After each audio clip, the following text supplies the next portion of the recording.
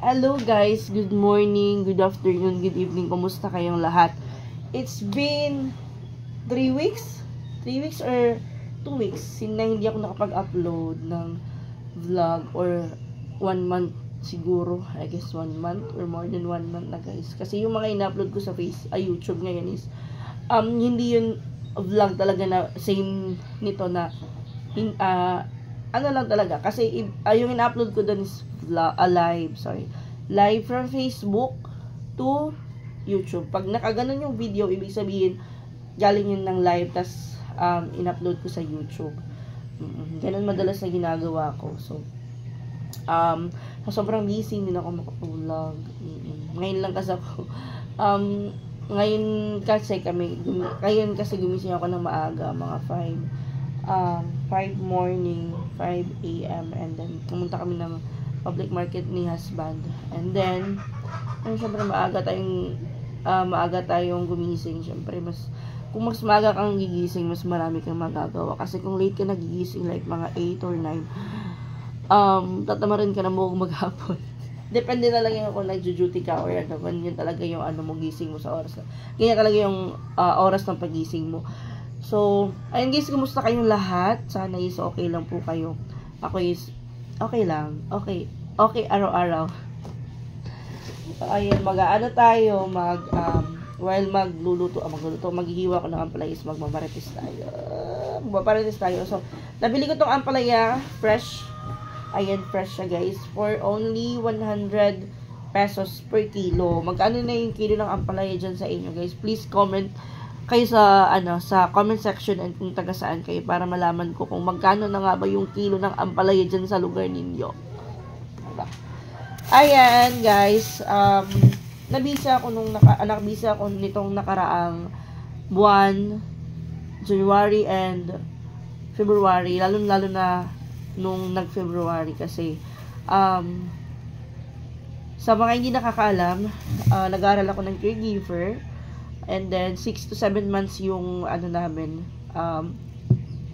sa school. And then before pa natapos yung gulo kong kausap. Before pa natapos yung yung module ko sa school, before natapos yun, December 7 ata yun, nag-start ako mag-volunteer sa home for the aged. Tapos, while nag-aaral ako, nagvo-volunteer na ako. Kasi yung schedule ng pasok ko is hindi naman siya araw-araw. Ano lang naman siya, every Sunday. So, yung schedule ko naman sa elderly, sa pag-aalaga ng mga lola and lolo is schedule siya Saturday and Monday morning. And then pinasok ko na naman yung childcare. So while nag-elderly ako, nagvo-volunteer ako sa elderly, nagvo-volunteer din ako sa childcare sa Lasyon. So mas malayo yan dito guys, mga 1 hour and 40 minutes yung biyahe ko papunta dun sa lugar kung saan ako nag-duty ng childcare. So nag-duty ako doon sa private school sa may Lasyon. And then yung ko doon is nag-a-assist ako sa teacher or minsan nagiging teacher din pag minsan wala sa teacher. Tapos kami yung na-assign dun sa mga bata, and parang nagiging teacher kami pag napupunta kami sa childcare kasi nag-a-assist kami, nagtuturo din sa mga bata. Ganun, diba? All around ang caregiver guys. Wait lang. Kuha ako na, kalimutan ko ano pupunin ko. Maliit na portfolio. Okay, hindi ko nakuha para itaas. Ay, busy. And then, after nun, nag-training ako ng first aid. Ang dami ko natutunan sa first aid. Sa Red Cross ako nag-training. And then, 4 days yung training ko doon sa Red Cross. 4 days. Ganda. So doon sa Red Cross, natutunan ko yung babandaging, and then lalo na yung CPR. Importante yun na matutunan natin yung CPR, guys. Tapos, ba yung mga natutunan ko? First aid. 4 days na training namin. Sa Lasyon ako nag-training. Malayo din yun, guys. 4 days. Araw-araw akong gumigising ng maaga. Magbabiyahe pa. At least na kaya natin. Nakapasa tayo sa training natin. So, certified first aider na ako, guys. Pakali naman ako, guys. Ang dami ko ng training certificate. Nagko-collection kasi ako, guys. Okay na yun, guys. At least, meron tayong natutunan. Karagdagang natin. Skills. And, syempre, yung pagiging, yun ako, natutunan ko sa pagiging, yung natutunan ko sa pagtitraining ko sa Red Cross is malaking tulong yun sa akin. O hindi lang sa akin, syempre, yung natutunan ko is maano ko rin siya, pwede ko rin magamit dito sa family ko, diba? Just in case ba, hindi. So, ano pa ba, busy kami ni husband, kami dalawa, kaya hindi kami, sa mga nagtatanong, guys, bakit hindi kami nagpupunta ng bukid, busy ang person, busy kami ni husband, kasi may kanya-kanya kaming, may kanya-kanya kaming appointment ni husband. May lakad siya, may lakad ako, may lakad kaming dalawa. Busy kami for our future.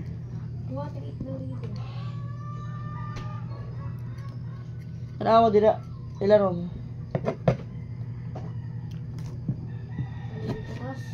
Oh, kuha ka lang ada. Pagbadong kay maagi ka nga dito camera.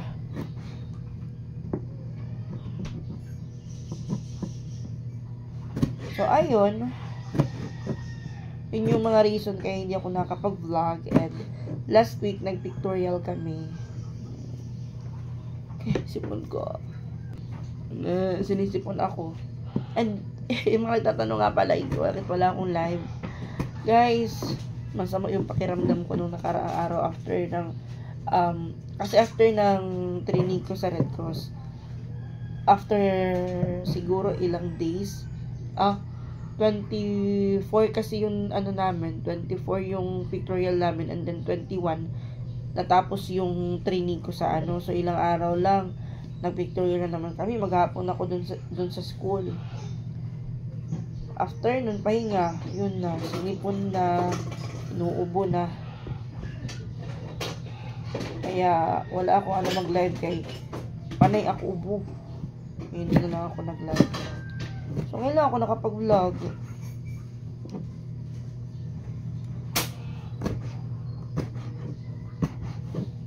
Nababayaan ko na yung channel ko, Sana nandyan pa rin kayo nakasupport, guys. May iwan ko lang to ng mga mga days or hindi ko naman siya totally na iniiwan talaga, guys. Updated pa rin ako, pa rin ako. Kumbaga nagpo-post pa rin ako. Pag hindi ako nakakapag-upload, nagpo-post ako. Hindi ako nakakapag-live, nagpo-post ako. Hindi ko siya pwede pabayaan. Siyempre, pag ganon, maliit na talaga yung kitaan. As in, matagal na. Pero sige lang, ganon talaga eh. Kasi yung pag-vlog, hindi madali. Kailangan mo talagang pagtrabahuan. Pag kulang ka sa trabaho, kulang din yung sahod mo. Depende na yun, guys, sa views. Kasi yung sahod, nag-base yan sa views. Kung malaki yung views mo, at saka monetize yung in-upload mo, possible may masasahod ka talaga. Pero sa akin, guys, negative na po. Negative na. Napapabayaan na. Ganun talaga. Kaya, ang mga time na maano pa kami, malakas pa kami. Malakas pa mag-vlog, malakas pa mag-content, maano pa, magana pa, kumbaga. Kasi darating, kaya kayong mga content creator, yung mga small content creator natin guys, lahat naman nag-uumpisa sa maliit, diba, bago lumaki. Ano lang, ipagpatuloy nyo lang yung naumpisahan nyo. Mag-ano lang kayo. Lahat ngayon nag-vlog na. Siguro mga ilang percent na lang yung mga inyo nag-vlog, nagre-reels. Gamitin nyo yung social media sa magandang paraan. Diba? Vlog na kayo guys. Uy! Ano opportunity na yan na binigay sa atin ni Meta. Marami nang sumasahod. Ako, nung first talaga is hindi ako naniniwala. Oo. Nung first, kaya sabi ko, sino magpapasahod sa amin? Tapos guys, nung makatanggap na ako ng first sahod, sabi ko, uy, wagana na guys. O, yung panay vlog na person. Ngayon, tinatapul. Natamad na. Talaga kasi nag-iiba na yung mga priority natin. Swerte lang talaga namin na nag-umpisa kami ng vlog na nandyan si Kuya. Si Ate Cha, talaga yung nag-support talaga sa amin. Tsaka yung mga followers natin, tsaka na hanggang ngayon nandyan pa rin nanonood. Kaya maraming salamat sa inyong lahat sa walang sawang pagsuporta na. Hanggang ngayon nandyan pa rin kayo nakasuporta sa amin. Hindi ko man kayo maisa-isa, pero alam nyo po kung sino po kayo. Maraming salamat po sa inyo. And gusto ko rin po magpasalamat sa mga taong tumulong sa akin na makapag-aral ako ng caregiver. Maraming salamat sa iyo. Alam ko po is nandyan kayo nakasuporta na nanonood. Thank you so much po. Inisipon ako. And ngayon nga pala, OJT na namin this month and next month. After OJT, pagkatapos na kami mag-OJT, pwede na kami mag-start mag-NC2. And after NC2, as in guys, hindi talaga madali yung pag-aaral ng caregiver. Bukod sa siguro lahat naman is natututunan, di ba? Lalo na kung interesado ka talagang matuto. Sa gastusin, masakit sa ulo. Lalo na, hindi ko lang alam kasi hindi naman lahat ng school is pare-parehas ng tuition fee. Yung sa akin, malaking gastos guys. Oo, as in, sakit sa ulo.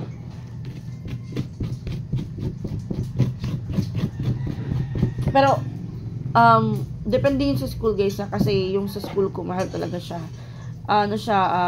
Top 1 siya dito sa Cebu. So, thank you so much nga pala kay Ate Nimra. Thank you so much Ate Nimra for supporting me last year. Kasi kung hindi dahil kay Ate Nimra, hindi ako makapag-aral ng caregiver. Okay, thank you so much Ate Nimra. And kay Mami May, thank you so much Mami May for supporting me. And syempre sa inyong lahat guys, kasi syempre yung pang-araw-araw ko na pagpapasok sa school, yung allowance ko na pinagkukuha is dyan sa sinasahod ko. Minsan pag wala sahod na diba? Ano lang yun guys, magastos. Punta pa ako ng training. Mami A, thank you po. Punta ng elderly.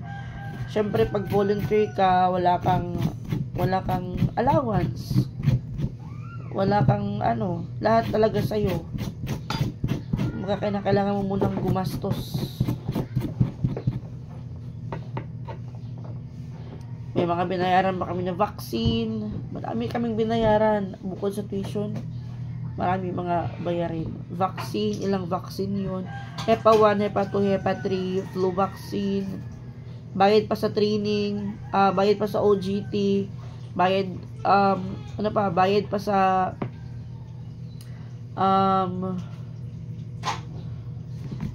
marami.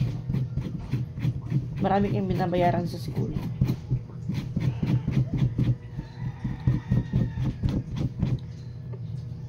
Sakit sa ulo.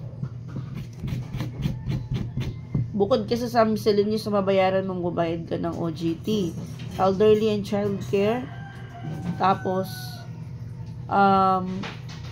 while naka-volunteer kami guys, magbabayad pa kami. Oo. Volunteer kami, magbabayad kami. Ano talaga eh, kailangan namin eh. Kailangan namin ng certificate, so kailangan namin magtiis sa mga bayarin.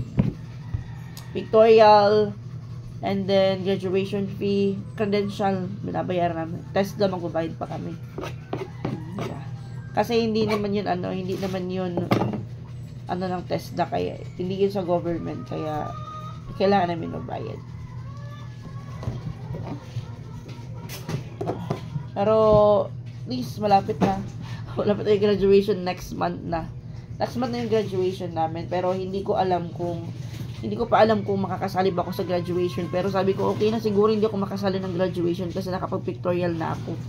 Kapag pictorial ako, guys, okay na siguro yun. And then, policy kasi ng school na hindi ka makakasali sa graduation next month kung hindi ka pa na fully paid lahat ng mga kailangan bayaran. Mga trainings, mga OJT, mga mga bayaran. Hindi ka nila bibigyan ng clearance para makasali sa graduation. Just in case naman na hindi ka makasali ng graduation, next month, may graduation ulit sa October. October pa. Oh, malayo. Matagalan ka kung plano mong mag-abroad this year. Parang matagalan ka, baka abutin ka pa ng next year. Oo, ganun. Siyempre, mapapag-iwanan ka ng mga klase mo. Yung mga klase mo tapos na lahat, nag-a-apply na, ikaw, mag-graduate ka pala. Kaya talaga, sa mga gustong mag-aral ng caregiver, kasi demand yung caregiver sa ibang bansa. Kaya dito sa atin sa Pilipinas eh. Pero, alam niyo naman na mas malaki yung sahod sa ibang bansa kumpara dito sa Pilipinas. Kaya, madalas pa nag-aaral ng caregivers para papuntang ibang bansa talaga ang target nila. Maraming school, mag-inquire kayo dyan sa school nyo. Mag-inquire kayo dyan sa lungsod nyo. Kung wala sa lungsod nyo, sa nyo, mag-post kayo sa Facebook. Lahat naman kayo sa Facebook na, di ba?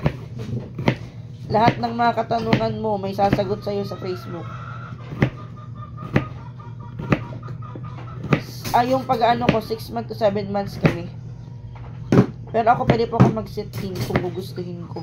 Baka siguro sa childcare, mag-sit-in ako para refresh. Kasi sa elderly, okay na ako sa elderly. Nahirapan lang ako dun sa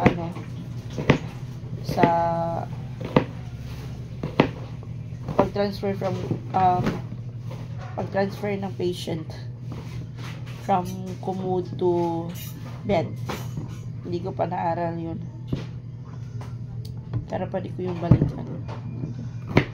Laban lang.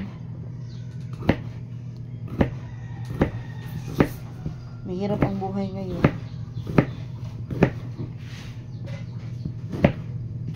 One step at a time. Lagyan ko to ng itlog.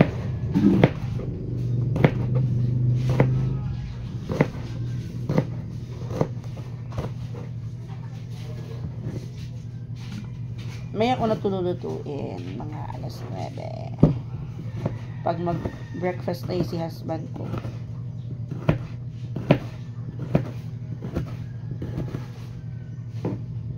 Yung oras na ba?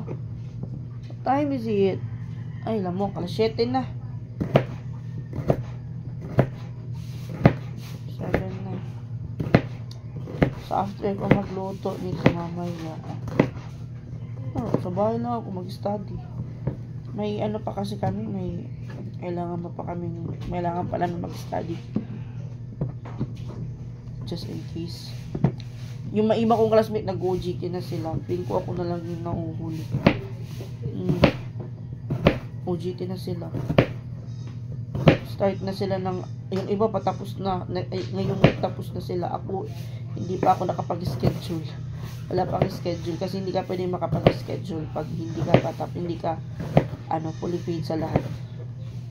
Ganun pa rin. iba na kapag ano na, matatapos na sila. Pero ako, nagpa-reserve ako ng slot. Pero just in case sa Lapu-Lapu ako Lapu-Lapu ako mag-elderly. Kasi mag-overlapping na kasi yung mga certificate. Certificate ko sa volunteer, meron ako dito sa elderly Danao. Then, dyan na naman ako mag-elderly ng OJT. So, mag-overlapping. Kaya, ibang facility naman yung pag-OJT-han ko. Kaya sa Lapu-Lapu lang yung malapit sa akin. Malayo na kasi yung Talisay. And then, yung duty ko doon, possible 2 p.m. to 10 p.m. So, hindi na ako uuwi dito sa bahay pag ganun yung schedule ko dahil malayo. Baka doon ako matulog sa Kalihi. Sa Kalihi matutulog. Ewan ko lang. Sabi ni Jing, mag-chat ako kay Reggie. Pero, tignan ko lang. Kasi yung classmate ko, taga Lapu-Lapu, baka pwede ako makitulog dun sa kanila. And then sa childcare naman sa Mabulo. Maganda sa kung sa hospital talaga kayo mag-duty. Kaso walang partner yung school ko sa mga hospital. Sa mga lang. Kung for the age and then sa bahay ampunan.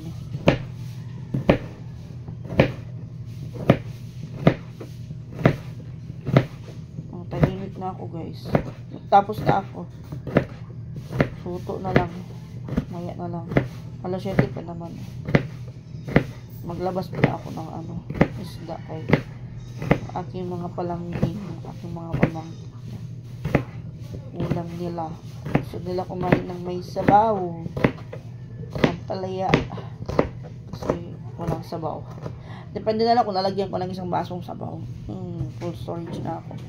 O siya guys, so tama na yung chismisan. End na tayo ng vlog. Update lang ako yun, bagal na ako din nakakapag-vlog kasi. Sana nandyan pa rin kayo nanonood guys. Sa mga hindi pa nakapag-subscribe, please don't forget to subscribe my YouTube channel, My Timang TV, and hit the notification bell para updated kayo sa mga videos na i-upload.